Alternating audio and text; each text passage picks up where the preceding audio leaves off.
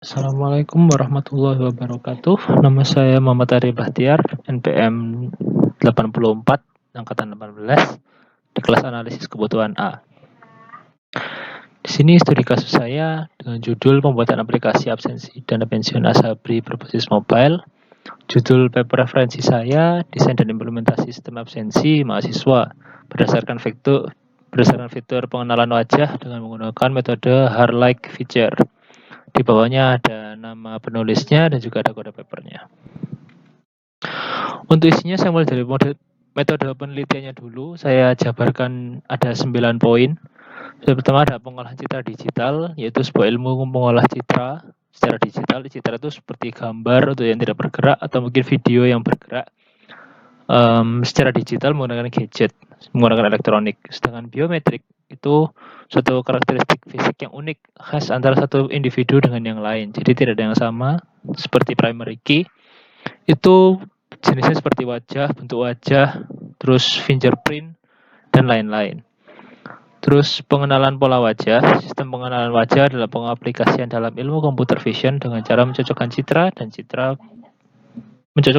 dengan citra pada database.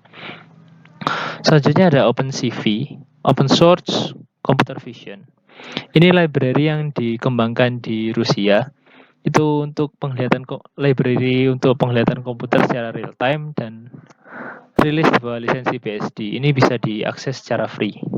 Terus metode Harlike Feature. Ini untuk metode mengenali objek berdasarkan nilai sederhana seperti pixel dalam bentuk persegi berwarna hitam putih. Dan untuk meningkatkan akurasinya di sini penulis menggunakan dua sampel, yaitu positive sample dan negative sample. Positive sample untuk menunjukkan mana yang akan dicari tahu dan negatif itu untuk mana yang dibuang. Untuk di kasus ini positive sample adalah bagian wajah, sedangkan negative sample adalah bagian seperti baju dan juga untuk background-nya. Selanjutnya ada internal image, itu digunakan untuk menentukan ada atau tidaknya dari ratusan konten Harlike pada gambar. Jadi sudah dihitung-hitung ada berapa Harlike-nya. Integrasi pixel dilakukan secara bersamaan langsung dalam satu gambar untuk mengetahui mana pixel yang berwarna hitam dan mana yang warna putih. Selanjutnya ada bilateral filter. Ini teknik filtering untuk memperhalus citra dengan cara mempertahankan ketajaman tepi citra. Jadi dipertahankan ketajaman warnanya itu dengan cara menemukan titik tengah antara titik RGB-nya. Jadi red, green, blue-nya ditempatkan. Selanjutnya ada Cascade Classifier Adabus. Itu algoritma adaptif dengan tujuan untuk meningkatkan akurasi algoritma dan mempersingkat waktu komputasi. Jadi lebih singkat karena pakai stage classifier, jadi lebih teratur. Terus dilanjutkan terakhir dengan Kenny Edge Detection. Ini algoritma digunakan untuk mendapatkan tepi dari citra. Ada 5 langkah. Pertama dimulai dari smoothing. Smoothing diambil, itu dihilangkan noise-nya. Terus dilanjutkan dengan finding gradient. Itu dari garisnya tadi dicari gradiennya.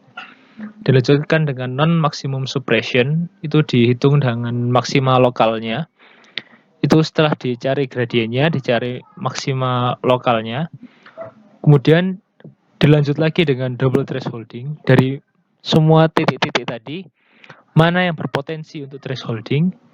Terakhir di edge tracking. Setelah ditemukan mana yang berpotensi untuk thresholding, dijadikan garis. Berikut adalah hasil penelitian dari paper acuan saya. Pertama dimulai dari persiapan hardware dan software dulu. Untuk hardware-nya membuat rangkaian dari Raspberry Pi, kamera, dan micro SD. Dan website-nya untuk software-nya menggunakan website dan basis Python. Dan dilanjutkan dengan grafik tahapan penelitian. Di sini ada 7 tahap. Pertama identifikasi masalah. Terus tadi sudah dari awal, terus mempelajari literatur seperti yang awal-awal tadi sudah. Mengumpulkan data juga itu sudah juga. Merancang hardware dan merancang dan membangun sistem itu sudah dari atas tadi, persiapan hardware dan software. Sekarang ada 2, uji tes data menggunakan metode Harlike Feature dan simulasi sistem. Dilanjut dengan diagram alir. Di sini diagram alir dimulai dari yang paling kiri dulu. Di sini dari mahasiswa, aktor mahasiswa mengisi data diri dulu seperti nama, NIM, semester, jurusan. Terus dilakukanlah training data. Jika sudah selesai semua, maka masuk dalam tahap preparing data. Preparing data berjalan ke simulasi sistem. Simulasi sistem itu sudah masuk dalam input. Jadi mahasiswa mulai mengecek wajahnya, dicocokkan dengan database seperti di training datanya.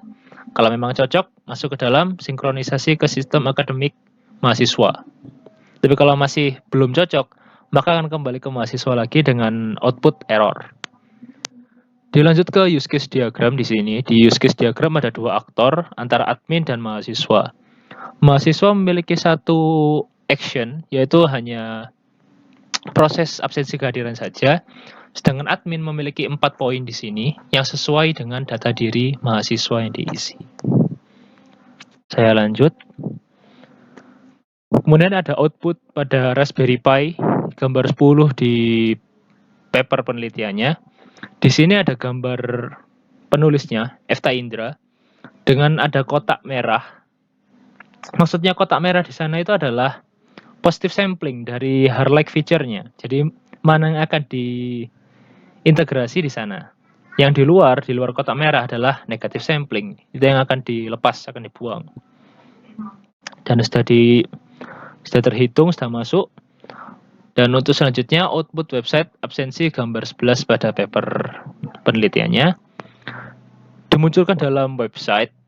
Itu akan terlihat siapa yang diterima absensinya, siapa yang ditolak dan gagal akan muncul dalam website. Selanjutnya ada tabel rekapitulasi. Untuk per bulan atau per minggu itu akan direkap absensinya, dihitung dalam 4 minggu. Dalam manual, rekapitulasi membutuhkan waktu 6-8 hari.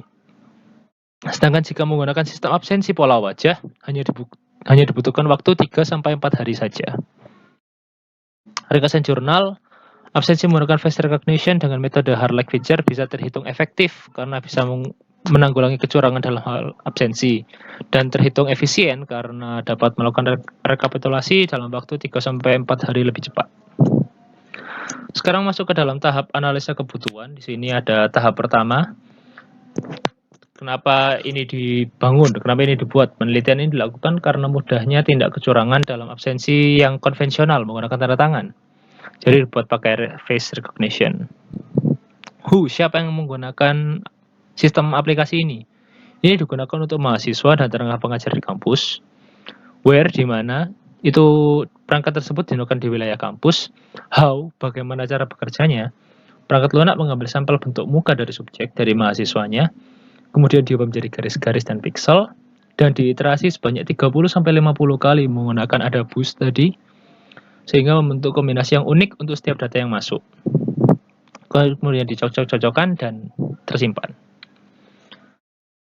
Ini analisa kebutuhan untuk user. Pertama, data informasi apa yang diproses. Seperti yang dijelaskan, pertama data biometriknya dipotong menggunakan highlight. Pixelnya terus dikumpulkan dengan internal image menjadi kotak-kotak hitam putih. Kemudian difilter warnanya. Terus fungsi apa saja yang diinginkan pada sistem tersebut? User berharap apa? Sistem diharapkan bisa meminimalisir kecurangan dalam absensi dan mempermudah rekapitulasi absensi. Tampilan seperti apa yang diinginkan pengguna? Diharapkan sistem ini menghasilkan kombinasi titik-titik. Kombinasi yang unik yang tepat dengan wajah penggunanya dan memberikan akses untuk absen. Bagaimana sistem tersebut bekerja? Sistem tersebut akan mencocokkan antara data yang sudah tersimpan sesuai data training seperti awal dan database dengan data yang masuk. Jadi kalau cocok bisa langsung absen. Ini untuk kebutuhan sistem. Ada kebutuhan fungsional. Sisi pengguna mahasiswa dapat melakukan absensi, tapi untuk sisi user admin bisa melihat absensi pada mahasiswanya. Kebutuhan antarmuka, aplikasi ini berbasis website dan Raspberry Pi sebagai kontrol unitnya. Raspberry Pi ini menggunakan Python. Untuk antarmuka membutuhkan domain dan monitor. Domain sebagai alat untuk web software-nya, monitor sebagai penghubung ke Raspberry Pi-nya. Ketiga, kebutuhan performa. Perangkat lunak harus bisa melakukan identifikasi biometrik dan filtering sesuai dengan metode-metode yang disebutkan. Seperti metode-metode sebelumnya. Di sini sudah masuk ke tahap 4. Di sini ada System Requirement Specification. Ini sudah disebut-sebutkan sebelum-sebelumnya mengenai deskripsi umum, kebutuhan fungsional, kebutuhan input dan output, kebutuhan kualitas dan batasan sistem dalam aplikasi ini. Terakhir, dalam tahap kelima, di sini ada mengkaji ulang kebutuhan. Karena di sini sebenarnya disebutkan ada third party, karena disebutkan ada mahasiswa dan ada rekapitulasi, ada apa, sebenarnya ada. Tapi karena tidak ada transparansi di sini dan tidak ada penjelasan mengenai kekurangannya apa saja dan sudah dikirimkan dan sudah disetujui, maka bisa saya bilang aplikasi ini sudah bisa berjalan dan kajian ulang kebutuhan-kebutuhannya sudah disebutkan dalam sebelum-sebelumnya. Demikian dari saya, terima kasih. Saya Muhammad Adi Bahtiar. Demikian adalah tugas ujian tengah semester saya untuk mata kuliah analisis dan kebutuhan kelas A. Terima kasih. Wassalamualaikum warahmatullahi wabarakatuh.